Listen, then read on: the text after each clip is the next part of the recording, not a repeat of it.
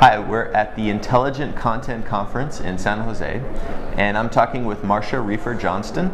Marcia, tell me, what was your workshop about, and what led you to present on that?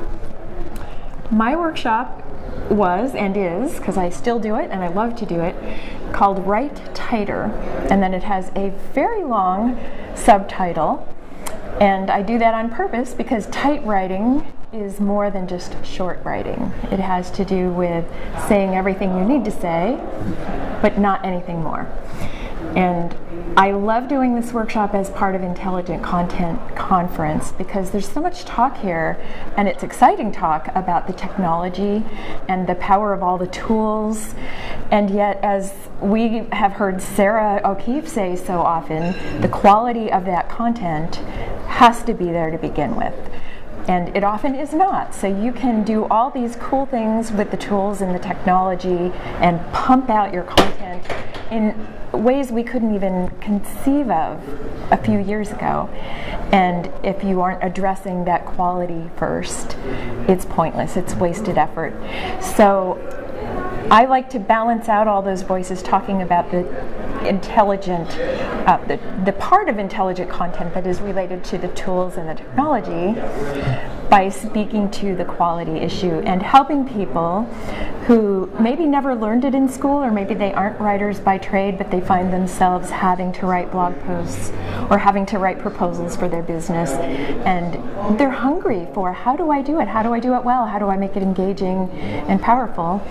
And I feel like I learned those things, and I have a lot to offer that people value, and it's an exciting opportunity for me to make a difference and contribute.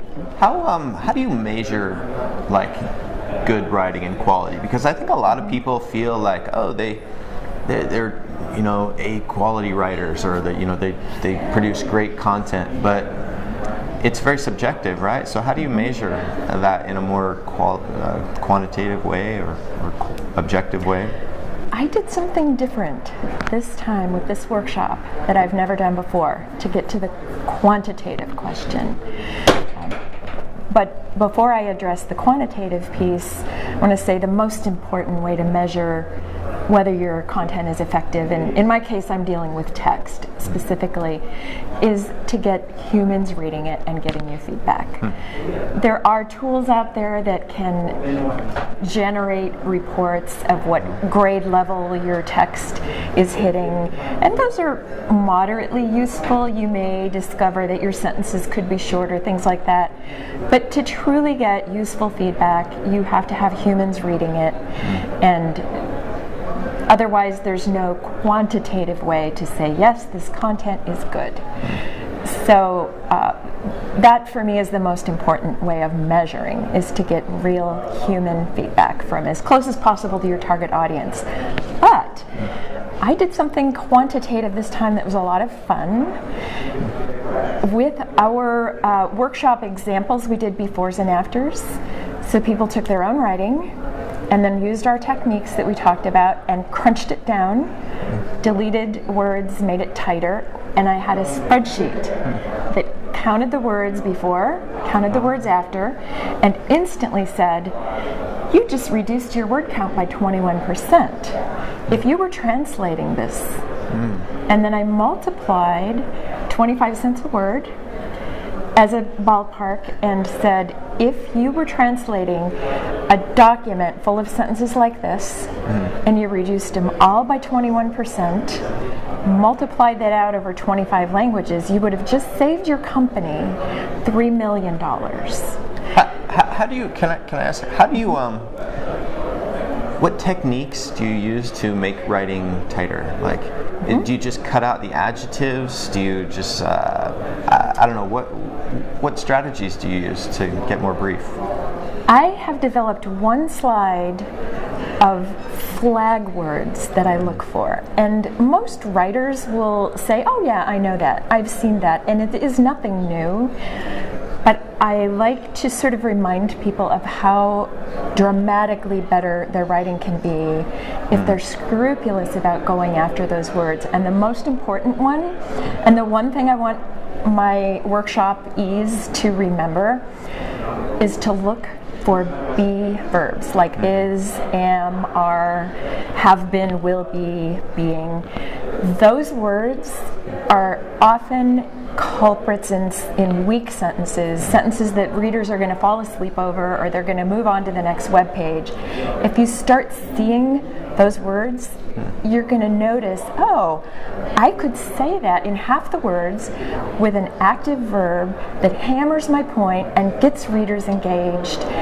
So that is my top tip, and I'm giving it to you today free, Tom, no charge.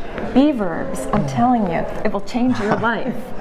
Do you recommend any kind of spell checkers that are out there? I mean, I've heard of.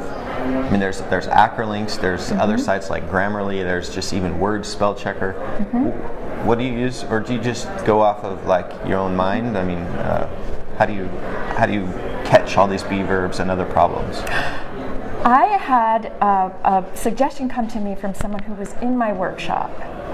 And by the way, it doesn't matter to me which tool. I love them all, and I especially love Acrolinks. They are amazing.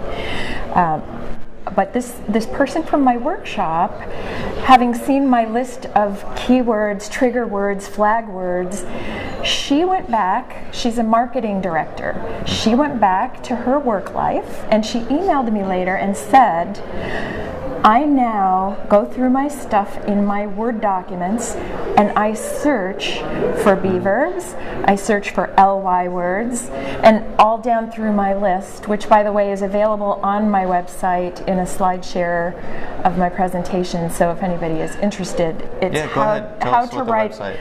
Okay, I'd be happy to. It's howtowriteeverything.com. Okay.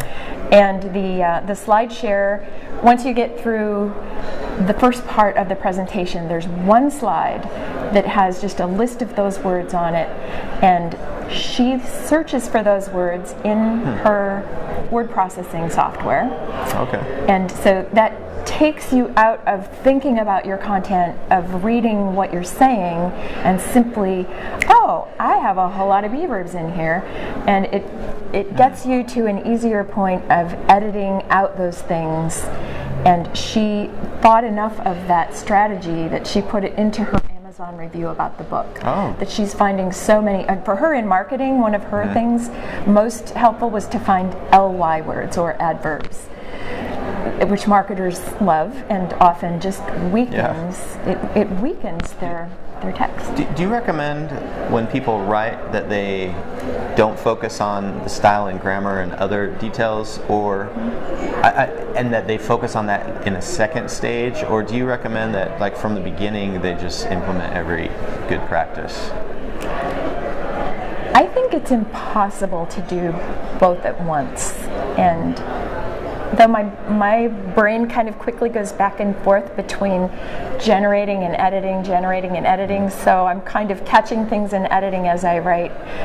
But I think that it's most helpful to just let stuff come out, and your first draft is just going to be full of all the words that I say look for and get rid of. But if you're constantly editing yourself, you almost prevent the ideas from coming. So when you write, do you just let stuff flow and then go back later? And I think that's a smart way to do it. And that way you don't prevent ideas from flowing. You just want to let it all come out, and then go back through and be ruthless on yourself. So just to wrap up here, you mentioned howtowriteeverything.com. Do you want to just mention your book too? You have a book that kind of is a companion to the site, right? And tell people how they can get it. The book is called Word Up, How to Write Powerful Sentences and Paragraphs and Everything You Build from Them. And it's available on the website. It'll point to all the places. You can get it, of course, on Amazon. It's available in Kindle. It's available on Google Play. It's an EPUB. It's a Mobi. Wow. And so I have one web page. There's a Buy tab, B-U-Y. Okay. And it lists all the places and all the formats. And all right. Well, thanks, Marcia. Appreciate it. You're welcome.